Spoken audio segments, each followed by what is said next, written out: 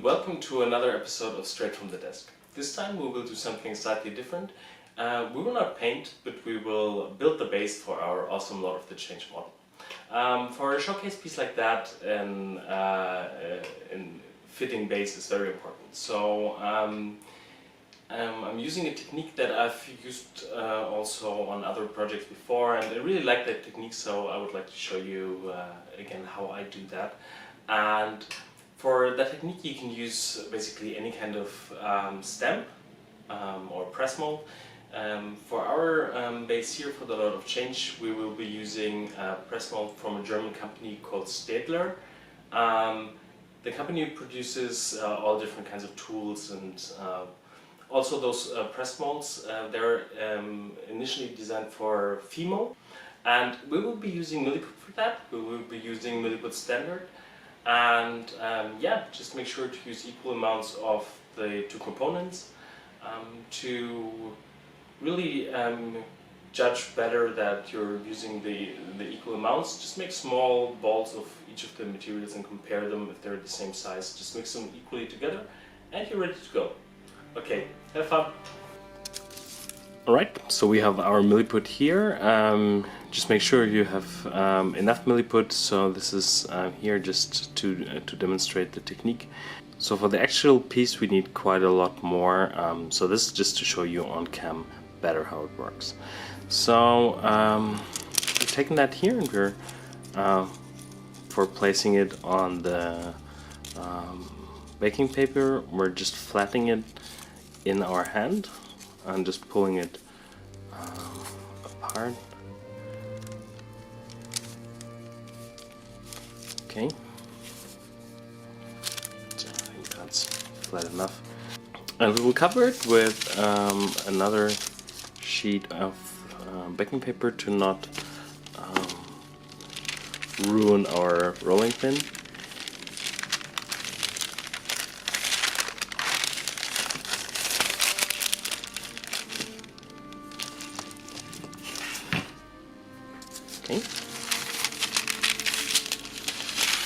Okay, so we zoomed in a little to see what we can achieve with our stamp mold.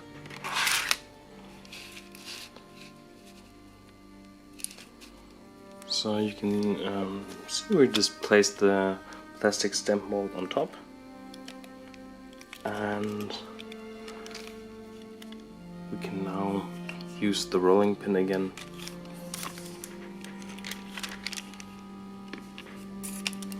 to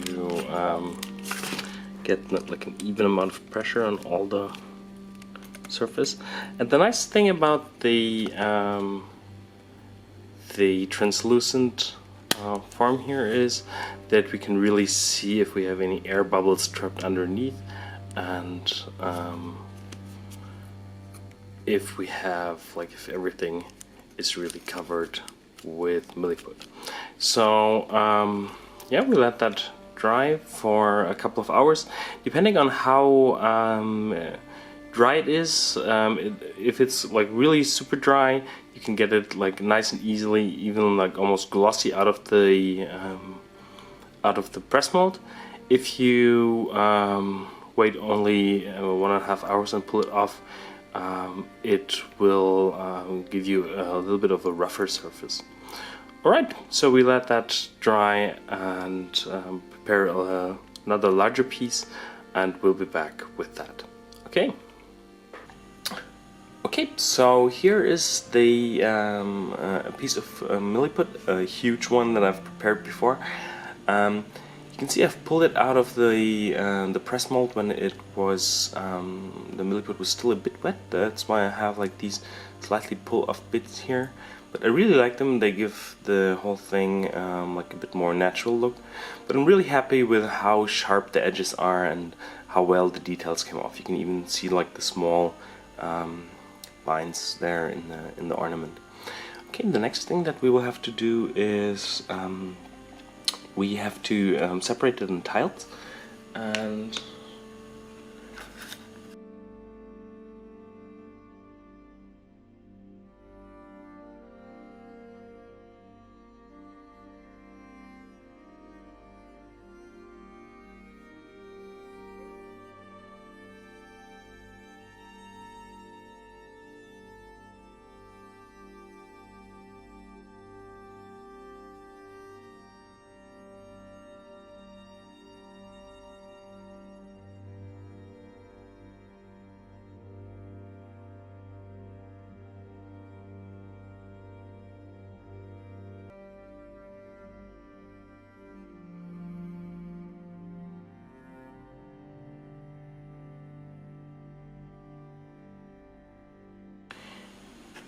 so you can see now we've like cut in the surface here, and we will just use the pencil on our cutting mat to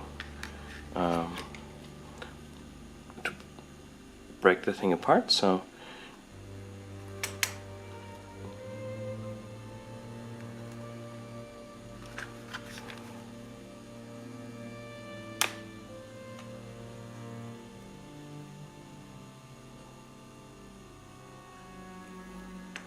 and by breaking and not cutting, you will get like a nice, more natural edge.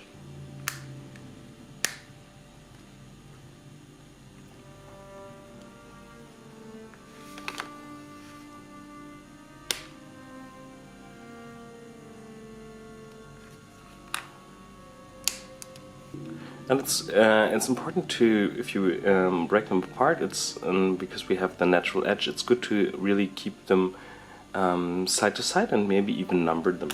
So here we will just put like a 1 on the back. Here a 2, and so on with the others. Okay, we'll continue with that and put it back for the placement.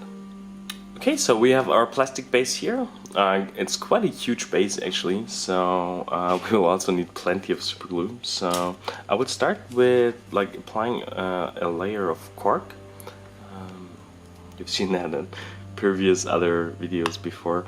I like the cork because it gives you a volume that you can easily manipulate. Okay, so I applied quite a bit of super glue, and with a small piece of cork I'm just spreading it on the surface.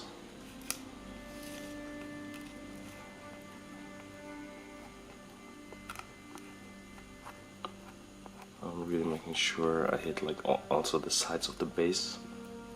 You have to be a bit careful because the super glue soaks into the cork, so and you don't want to have it all on your fingers. Okay, and now we have the super glue in place.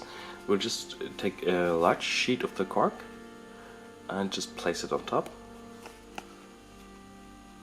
Turn it around, adjust it a bit, and press it firmly on the table. Then we will put some super glue accelerator.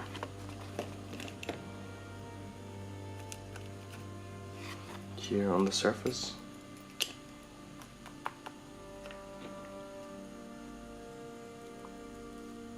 Already start working on the edge here a bit.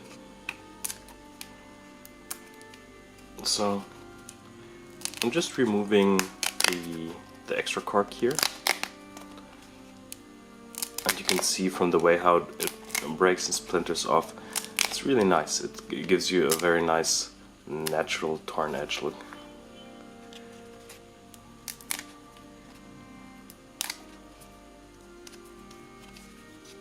Okay, so just volume wise I think we need like another layer of cork to get a little bit more of like earth-like material under our natural stone tile floor. So we will proceed with another layer of cork and super glue. So first the super glue.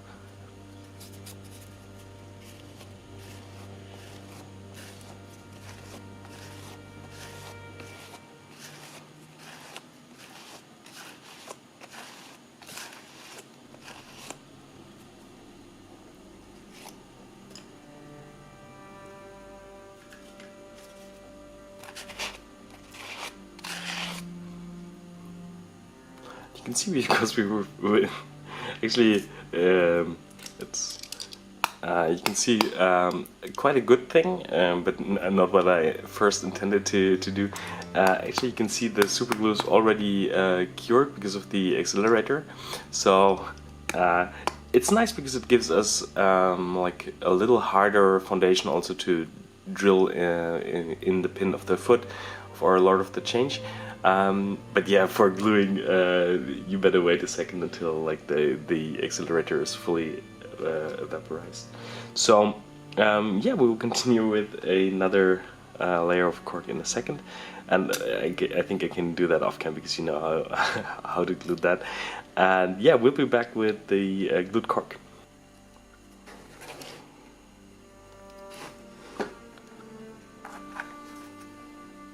Okay, so as you can see, here the tiles are still movable. We've used some white glue. You can use any white glue. I've used like an express white glue, but yeah, we'll just place the ones here in the middle first, and then we'll puzzle the other ones next to them. So let's see how we get that impact of the feet. So as we said, like we have the, I'm just using like the end of a tweezer, and the nice thing is the cork is still a bit flexible. So if we push here onto our material, like here, it should also actually that doesn't work. So you see I just did like an indentation here in the material. So let's get that tile off here and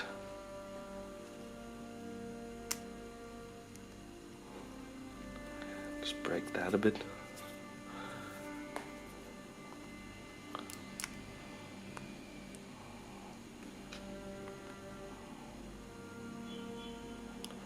Okay.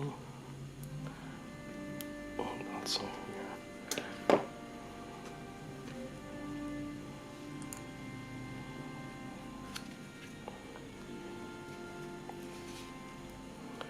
Okay. I'm trying to just arrange them here so it's a bit more natural. So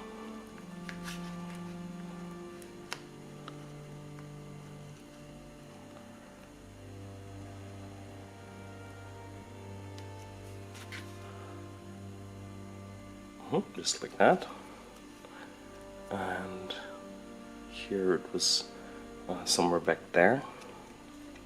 So we're also first using like a hard metal tool to press here into the material. Then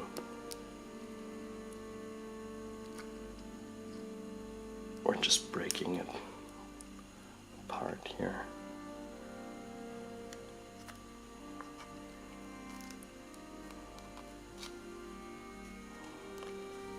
And it's nice to, like, with the PVA underneath, because we can just press our small parts in there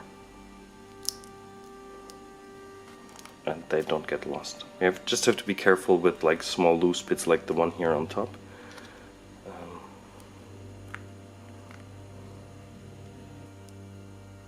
Also here in the front where the staff fit.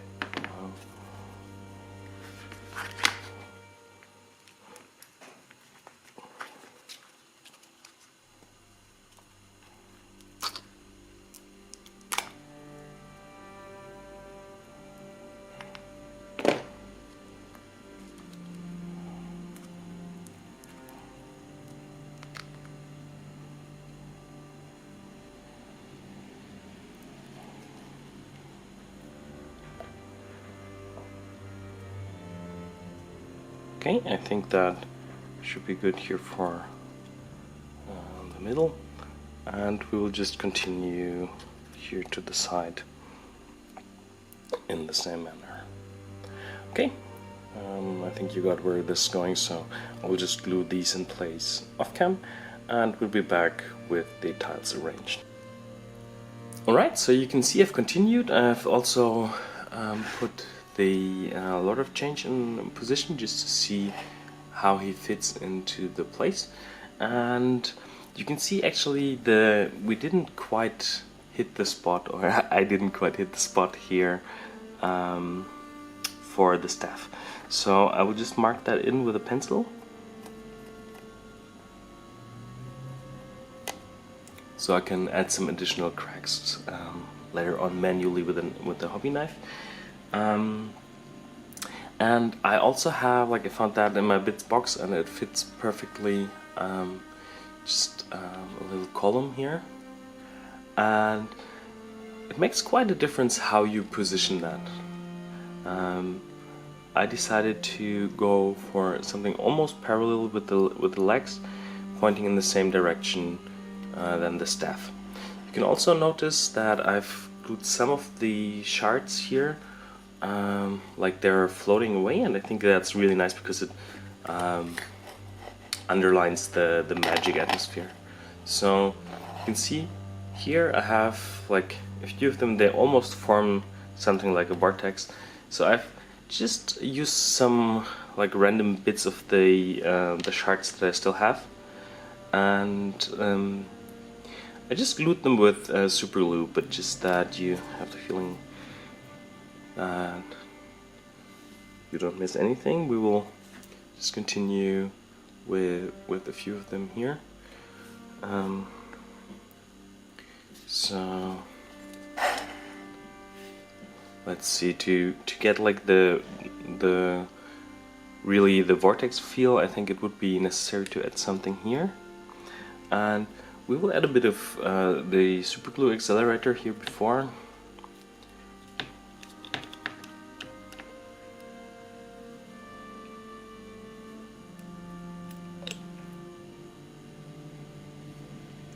And we're using some thick super glue, and that should give us actually enough bond instantly.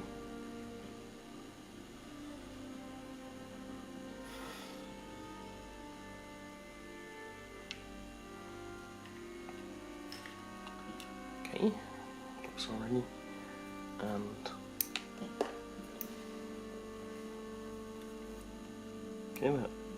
okay, that works already, and another smaller shard.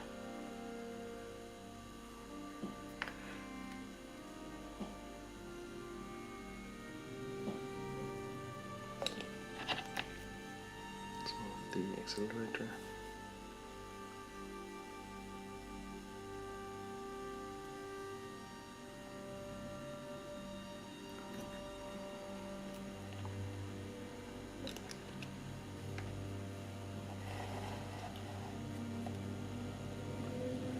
Okay, nice. So let me just get the lot of change of the vase, and we can continue with a little bit of gravel and sandwork.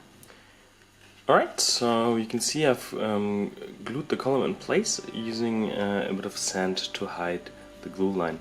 So what we'll do now is we will apply some sand also here in the crevices.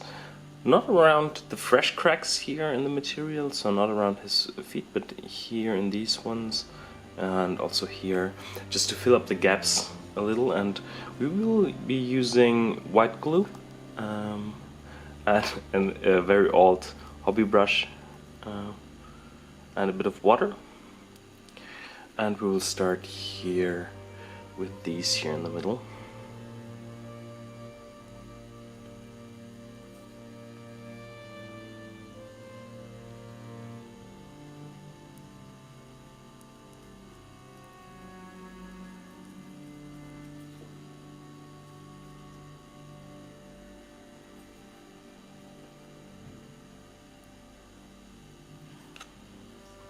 And I'm just using my thumb to wipe those off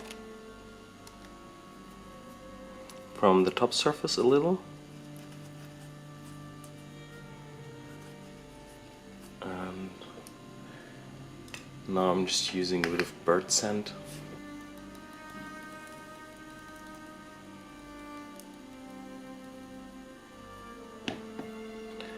Then I'm carefully wiping it off the surface and pushing it here into the crevices. Okay, so you can see it fills up the crevices quite nicely. I will just use a large brush to wipe it off here of the top surface. Okay, we will continue like that also on the lower side. So you can see those areas here where we still have like the different layers visible, Maybe we use the sand and the PVA to hide that.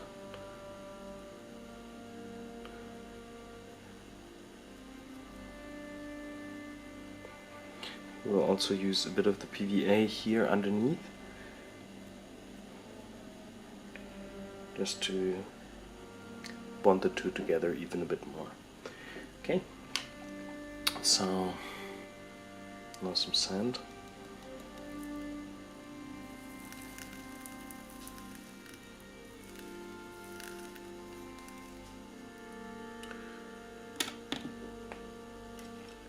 Okay, and I'm just pushing it a little bit more here into the recesses. You can also put like little bits of rock in there to cover the larger holes, and yeah, I will just continue like that all around the base, and yeah, then we will take care of the bit here where the staff is touching the ground. Okay, alright, so now you can see the sand is applied in the cracks. So one thing that we have to take care of now is where the staff actually touched the ground. So I'm using a knife to first like something like a hole, and then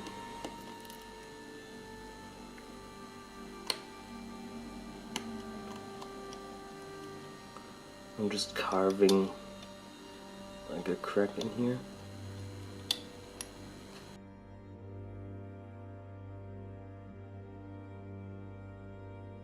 Okay, I actually think that should be already okay. If I want finer scratches, I can always paint them on later on. I want to have flames where the staff touches the ground, so we're using those spiky bits of flames that we find on these little flame guys.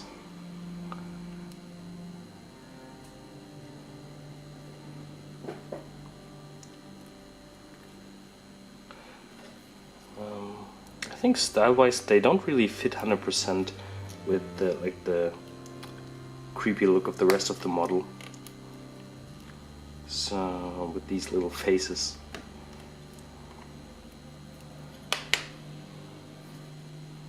So I think just using these bits here.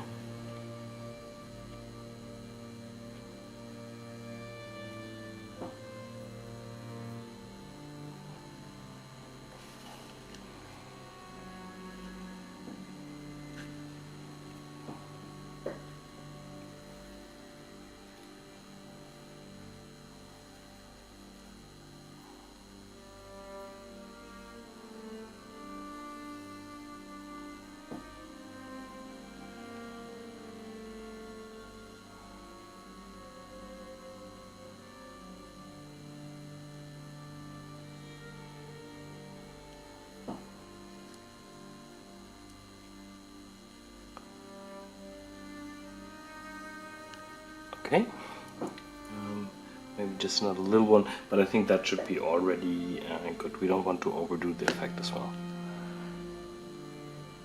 Okay, so the next thing that we'll do is we'll prime the base. First black, using Games Workshop Chaos Black from the spray can, and then some white also from the spray can, just from the side, also Games Workshop white. Okay.